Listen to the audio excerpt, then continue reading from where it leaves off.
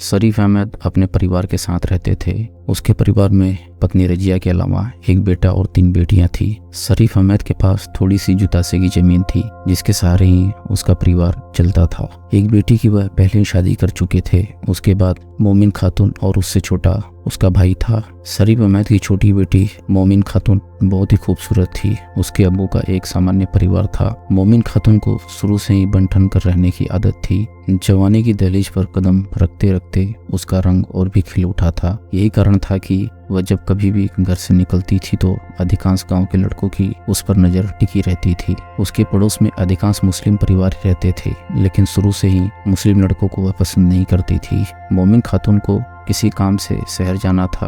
वो अपने घर के सामने ही किसी सवारी के इंतजार में खड़ी हुई थी। उसी समय वहां से बाइक से सूरज गुजर रहा था। सूरज को देखते ही मोमिन खातून ने हाथ देकर उसे रोक लिया। मोमिन खातून ने उसे बाइक पर लिफ्ट देने की बात कही। सूरज ने उसे बाइक पर बिठा लिया। उसी दौरान सूरज ने उससे बातचीत करने का सिलसिला शुरू किया। उसी यात्रा के दौरान दोनों के बीच परिचय हो गया था। जो खुश इनका खाता पीता परिवार था, उसके परिवार में पत्नी के अलावा 3 बच्चे थे। सूरज अपनी बहनों में सबसे छोटा था। इसी छोटी सी मुलाकात में ही दोनों के बीच परिचय हुआ। उसी वक्त मोमिन खातून ने सूरज का मोबाइल नंबर भी ले लिया था। उसी पल सूरज ने मोमिन खातून के दिल में अपनी अलग ही छाप छोड़ी थी। उस पहली मुलाकात के बाद सूरज बार बार उसकी यादों में आता रहा। उसने कई बार उसके नंबर पर फोन मिलाने की कोशिश की, लेकिन वह हिम्मत नहीं जुटा पा रही थी। उसने जैसे तैसे करके तीसरे दिन सूरज के दिए गए नंबर पर फोन मिलाकर बात की। फोन मिलाते ही मोमिन ने अपना परिचय दिया तो सूरज समझ गया। मोमिन भले ही मुस्लिम थी, लेकिन वह भी पहली मुलाकात में उसकी खूबसूरती का दीवाना हो गया था। यही कारण था कि वह कई दिन से उसके फोन के आने का बेसब्री से इंतजार कर रहा था। उसका फोन आते ही उसका चेहरा खिल उठा। उस दिन पहली ही बार में दोनों के बीच काफी देर तक बातचीत हुई। उसके बाद जब भी उन्हें मौका मिलता तो बात करने से नहीं चूकते थे। धीरे धीरे दोनों के दिलों में एक दूसरे के प्रति प्यार के बीज अंकुरित हो चुके थे। कुछ दिनों की मुलाकात में ही सूरज ने उसके परिवार के बारे में सारी जानकारी हासिल कर ली थी। मोमिन एक गरीब घर से ताल्लुक रखती थी, लेकिन जब दोनों के बीच प्यार मोहब्बत की लहर चलनी शुरू हुई तो उनके बीच गरीबी और अमीरी का मतभेद भी खत्म हो गया था। जब 2 दिलों से प्यार की खुशबू निकलकर फिजा में फैलती है तो उसकी महक परिवार वालों तक ही नहीं पहुंचती, बल्कि समाज में भी फैल जाती है। यही दोनों के साथ भी हुआ।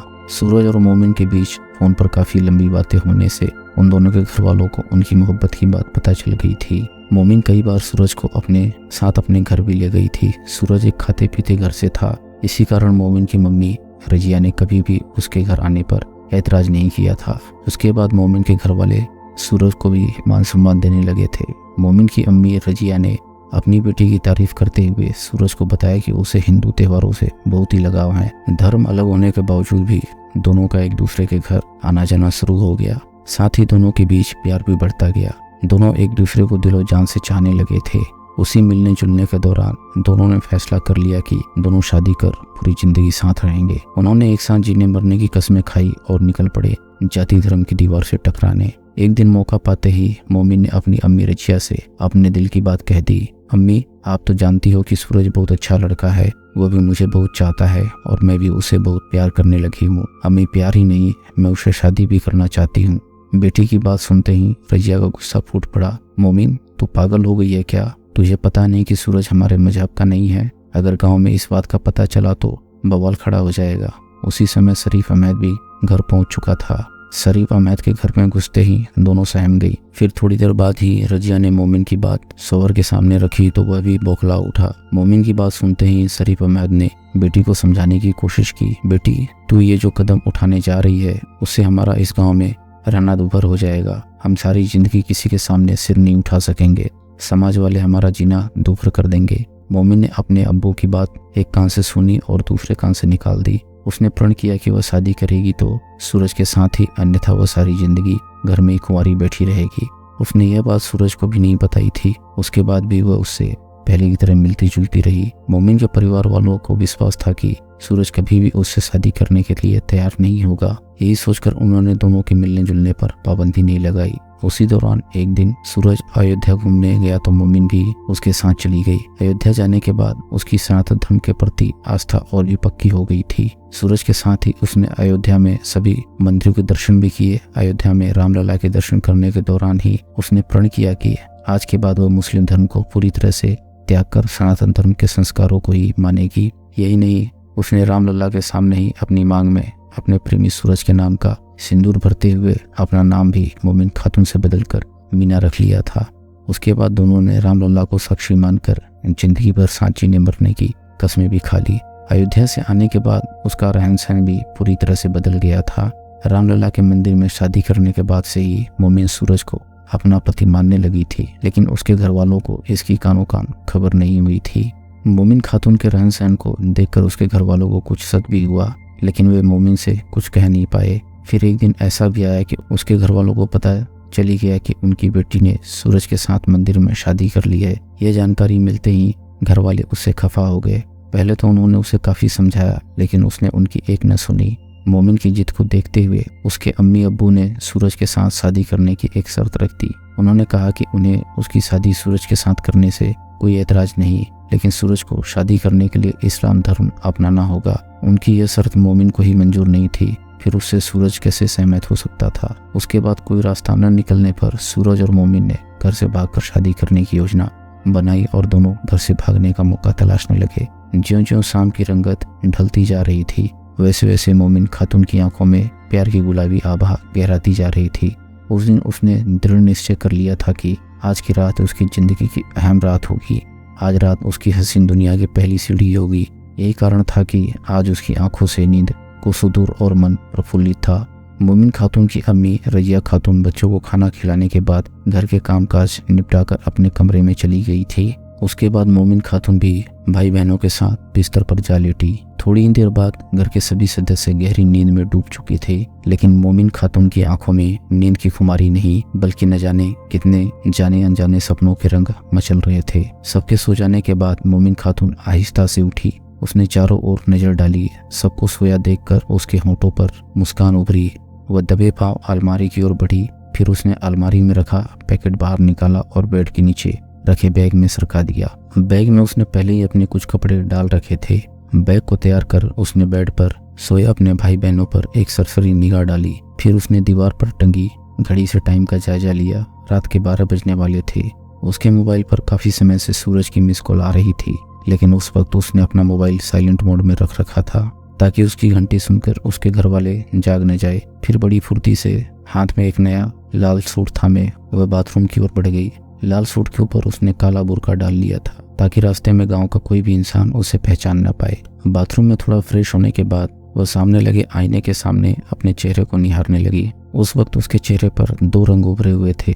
एक तरफ उदासी और दूसरी तरफ खुशी की लालिमा उभर रही थी। वहीं उसकी हिम्मत भी साथ छोड़ रही थी। उसके शरीर का तापमान ऐसे बढ़ गया था जैसे उसे काफी तेज बुखार चढ़ाया हो। कारण था जो राह उसने आज पकड़ी थी वह जाति मजहब की सीमा लांघ कर जाती थी। उसे यह भी डर सता रहा था कि अचानक उसके परिवार वाले उठ गए तो उसका बुरा हाल हो जाएगा।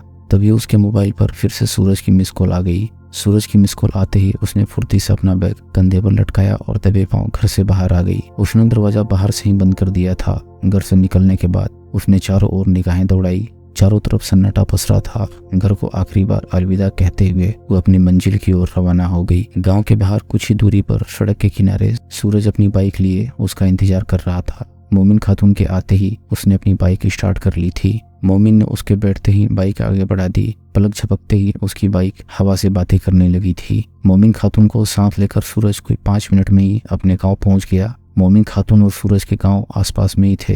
दोनों के गांव में मुश्किल से 2 किलोमीटर की ही दूरी थी। सूरज के घर आते ही उसने अपने शरीर का वजन कुछ हल्का किया। उसने अपना बुर्का उतारकर एक तरफ रख दिया। मोमिन खातून ने सूरज के घर जाते ही उसके मम्मी पापा के पैर छूकर आशीर्वाद लिया। हालांकि सूरज के मम्मी पापा मोमिन के इस कदम से नाखुश थे, लेकिन अपनी औलाद की खुशी के लिए उन्हें यह जहर का प्याला पीने पर मजबूर होना पड़ा था। उन्हें मालूम था कि मोमिन खातून मुस्लिम समुदाय से ताल्लुक रखती है। इस बात को गहराई से लेते हुए सूरज के मम्मी पापा ने सूरज और मोमिन खातून को काफी समझाने की कोशिश की, लेकिन दोनों ही अपनी जिद पर अड़े थे। मोमिन खातून ने बताया कि उसने अपने परिवार वालों से तो 2 साल पहले ही नाता रखना बंद कर दिया था, लेकिन उसके घर में रहकर शरण लेना उसकी बहुत बड़ी मजबूरी थी। मोमिन खातून ने सूरज के घर वालों को दिलासा दिलाया कि मेरे होते आपके परिवार पर किसी तरह की कोई परेशानी आने वाली नहीं है।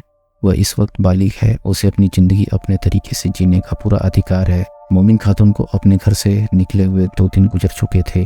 उसके घर वालों की तरफ से कोई ऐसी बात सामने नहीं आई थी जिससे सूरज का परिवार मुसीबत में फंसे। सूरज के घर वालों ने चुपके चुपके से उसके परिवार वालों का जायजा लिया, लेकिन उसके परिवार वाले मोमिन खातून के जाने से एकदम सामान्य थे। मोमिन खातून के घर वाले पहले ही जानते थे कि एक न एक दिन ये लड़की समाज में उनकी नाक कटवा कर ही रहेगी। फिर वही हुआ, उसकी जो मर्जी थी उसने वही किया। वो आगे भी उनकी एक न सुनने वाली थी। इसी कारण उन्होंने न तो उसके घर से छोड़कर जाने का गांव में डोराई पीटा था और न ही पुलिस में उसके और सूरज के खिलाफ कोई रिपोर्ट दर्ज कराई थी। मोमिन खातून के सूरज के घर आने के बाद से ही गांव में तरह तरह की चर्चाएं शुरू हो गई थी। सूरज के पिता ने हालात से संघर्ष करने के लिए गांव के कुछ बुजुर्गों को बैठाकर इस मामले पर बात की, तो गांव के कुछ लोग इस मामले में उनका साथ देने के लिए आगे आए। फिर योजना बनी कि जो होगा देखा जाएगा। मोमिन खातून और सूरज की शादी का निर्णय लेते ही शादी का दिन भी रख दिया गया था। मंदिर में शादी होनी तय हुई। इस शादी को लेकर सूरज के घर वालों ने पूरी तरह तैयारी कर ली थी। शादी के लिए एक पंडित को भी बुला लिया गया था। सब तैयारियां पूरी होने के बाद घर वालों की तरफ से मोमिन खातून को तैयार होने के लिए कहा गया। शादी की बात सुनते ही मोमिन खातून का दिल बाग बाग हो उठा।